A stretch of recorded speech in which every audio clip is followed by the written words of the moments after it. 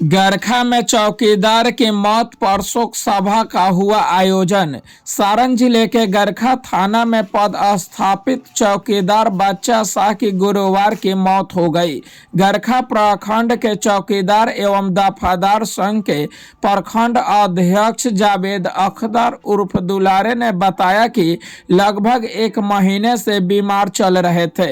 इलाज के दौरान मौत हो गई। सूचना मिलते ही थाना अध्यक्ष शशि रंजन कुमार, अपर थाना अध्यक्ष अमान अशरफ, गश्ती दल में शामिल sub inspector Suryakant Kumar, police बल अरविंद कुमार, राजा कुमार पासवान, सत्येंद्र कुमार, मणिभूषण कुमार, राजगिरी शाह, तूफानी शाह एवं सभी चौकीदार उनके घर पहुंचकर परिजनों को सांत्वना दी।